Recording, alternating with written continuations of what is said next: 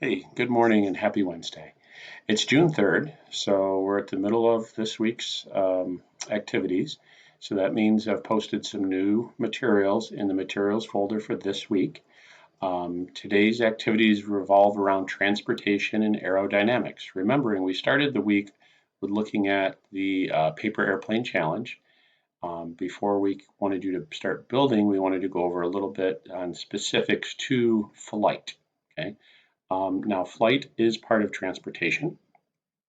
So, in today's slideshow and video, you're going to hear Ms. Ebersold discuss the transportation and then aerodynamics. One of your classmates had said, Mr. Botting, am I now in Miss Ebersold's class? I was like, no, you're not in Miss Ebersold's class. What Miss Ebersold and I do is we talk a lot, we communicate, and we share resources. So I've been creating videos and activities for our seventh grade classes that we both teach, and she's been creating some of these sixth grade activities.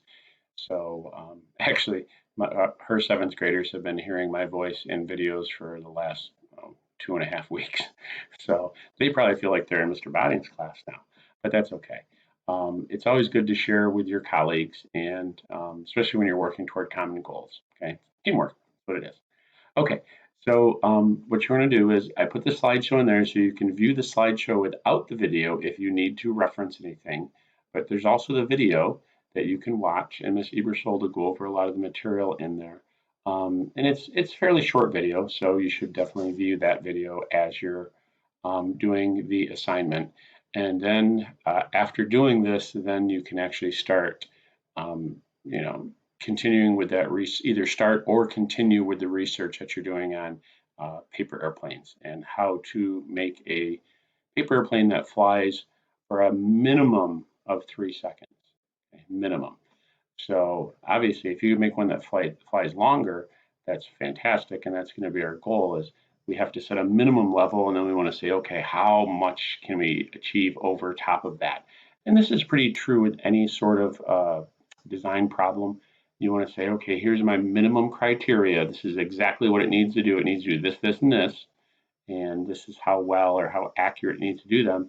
But if you can design something that's above and beyond those minimums, you just end up with a better product, better device, better outcome, all the above. Okay, so let's go with that for today. And this is due by Friday. So if you could please do that, I'd greatly appreciate it. And any questions, shoot me a message, email.